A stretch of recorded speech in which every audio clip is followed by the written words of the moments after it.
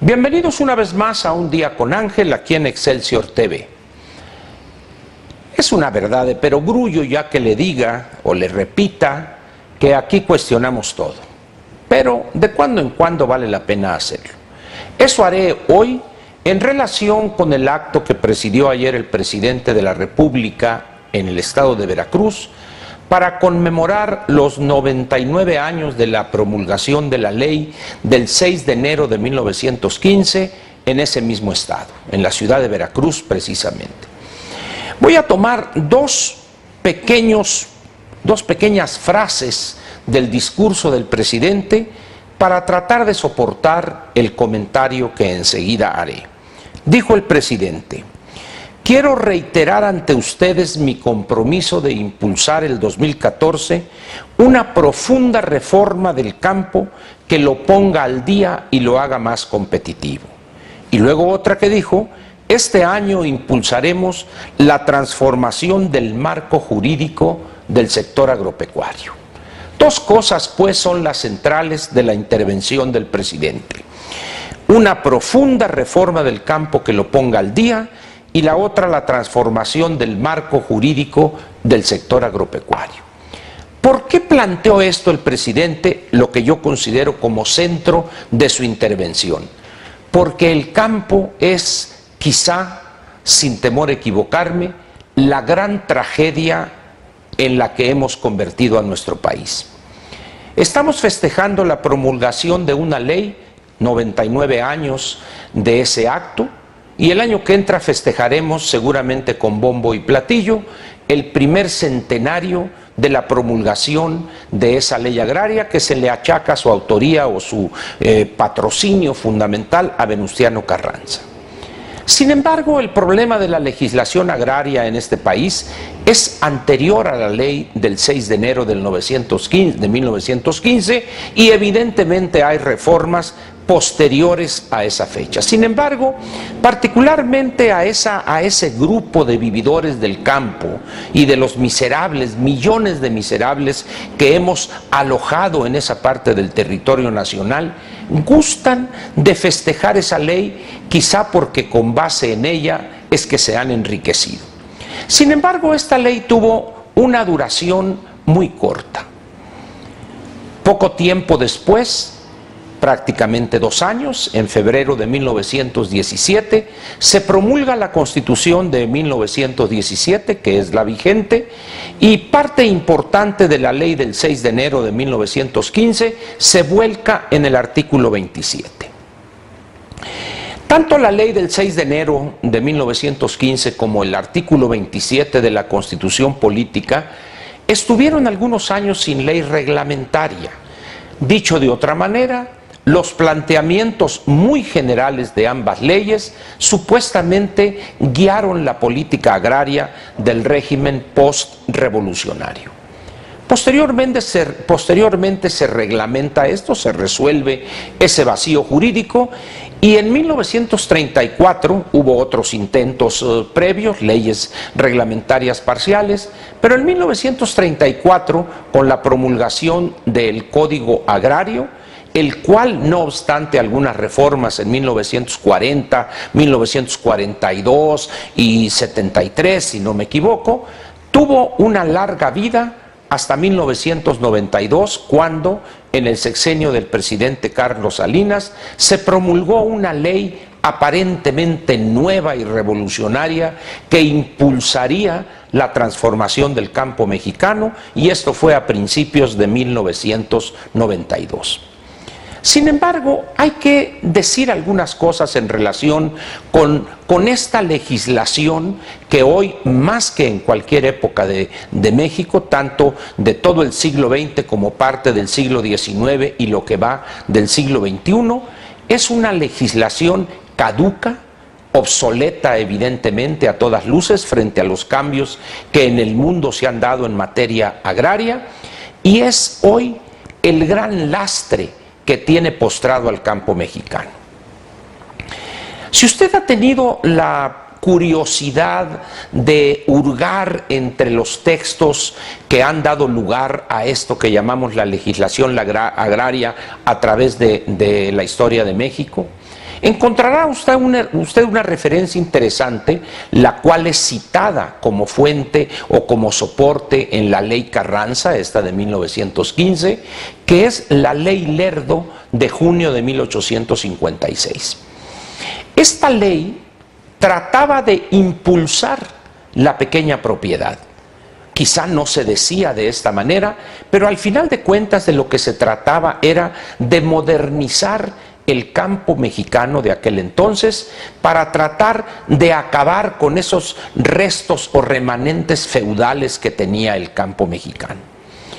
Esta forma feudal de explotar la tierra fue la esencia del porfiriato, de ahí que la visión del Grupo Sonora, Álvaro Obregón y Plutarco Elías Calles fundamentalmente, tenían una visión diferente y opuesta de manera profunda a la del zapatismo en lo que se refiere al campo mexicano. Yo no sé si ha leído usted el libro de John Womack, la biografía de Emiliano Zapata. En la presentación del libro, en el prólogo, si mal no recuerdo, John Womack dice, espero que la cita sea textual: este es un libro acerca de unos campesinos que por no cambiar o por no querer cambiar hicieron una revolución. Probablemente lo que le diga enseguida suene a sacrilegio o a herejía revolucionaria en México, pero la visión más reaccionaria y retardataria del campo mexicano, en cuanto al campo mexicano se refiere, era la que proponía Emiliano Zapata. Efectivamente, por no cambiar hicieron una revolución. Lo que deseaban ellos era mantener la situación previa a 1910 o antes del porfiriato, que los pueblos en una cosa idílica manejaran la propiedad comunal y su pedacito de tierra, etcétera, una cosa que para principios del siglo XX era más idílica que real. ¿Por qué? Porque para ese entonces el mundo ya había generado nuevas formas, mucho más eficientes, más productivas, más modernas para explotar la tierra en todas sus formas. El Grupo Sonora gana la revolución y tanto Álvaro Obregón como Plutarco Elías Calles se oponían al ejido, porque veían en esta forma un instrumento de cooptación y control político más que un instrumento de modernización del campo. Al final de cuentas, no triunfa la visión que ellos tenían en el campo, que era impulsar la pequeña propiedad, y este grupo, el Grupo Sonora, que es al final de cuentas el que gana la revolución, como establece Héctor Aguilar Camín en La Frontera Nómada, el gran libro sobre la Revolución Mexicana y el Grupo Sonora específicamente, y llega el cardenismo con toda su cauda de demagogia y control político en el campo, y en 6 años logra hacer alguna reforma al Código Agrario para introducir la colectivización, la explotación colectiva, que ha sido y fue un rotundo fracaso. Primero en Nueva Italia, en Michoacán, y posteriormente con el impulso que le da el presidente Echeverría en el Valle del Yaqui con la coalición de ejidos colectivos. El campo mexicano es así la gran obra que exhibe la tragedia de este país nuestro. Hoy, en los discursos que se pronunciaron el día de ayer en Veracruz, el único que habla de futuro, y son esas 2 pequeñas frases que le leí, fueron las del presidente de la República, donde va al punto. Hay que actualizar el marco jurídico del campo mexicano. Si usted tiene la curiosidad de leer o de ver el video en la página de Presidencia de la República de los discursos del gobernador de Veracruz, del secretario general de la CNC y del secretario de la Secretaría de Desarrollo Agrario y Territorial y Urbano, se va a remontar usted a un acto político del sexenio de Ruiz Cortines o de López Mateos. Mientras el presidente de la República está planteando una visión de futuro del campo mexicano, imperiosa, urgente, nuestros funcionarios se remontan a las décadas quinta, sexta o séptima del siglo pasado. Este discurso de muchos de nuestros funcionarios huele a naftalina, a acedo. Esa es una de las razones que exhiben este atraso del campo mexicano. Se habla de que le van a llevar miles de millones de pesos de crédito, una nueva financiera rural, etcétera, etcétera. Pero le voy a decir algo. Si usted conoce algo del campo mexicano y su tragedia, estará de acuerdo conmigo que lo que le ha sobrado al campo mexicano ha sido crédito. Y lo que le ha faltado es una forma moderna de tenencia de la tierra. Hoy, por ejemplo, todavía sigue vigente en nuestra Constitución y en la legislación agraria, en la ley agraria, la restricción en cuanto al límite de la propiedad, 100 hectáreas de riego. Sin embargo, si se va usted a nuestros competidores en lo que se refiere a producción de alimentos, Estados Unidos, Canadá, Argentina, Brasil, etcétera, allá no hay ese límite.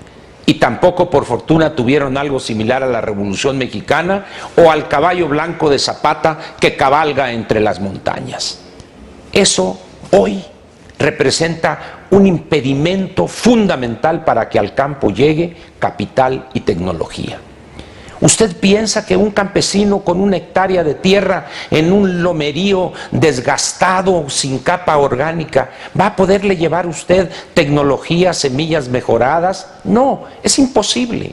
El minifundismo que ahoga al campo mexicano hay que acabar. Los límites a la tenencia de la tierra. El campo mexicano alberga hoy quizá a 25, 28 millones de mexicanos y explotado racionalmente quizá solamente pueda albergar a 10 millones. Tenemos que promover un éxodo ordenado del campo a la ciudad, no tratar de mantener a los campesinos en la miseria, en la marginación que hoy enfrentan y sufren. Mucho hay que hablar del campo mexicano y tenga usted la seguridad que en las próximas semanas vamos a continuar con este tema, pero me despido diciéndole a usted, las únicas 2 frases de futuro fueron las que pronunció el presidente de la República. Las demás, los demás discursos fueron pasado y antepasado. Le agradezco a usted su atención aquí en Un Día con Ángel en Excelsior TV y nos vemos mañana con algún tema de interés. Gracias y buenas noches.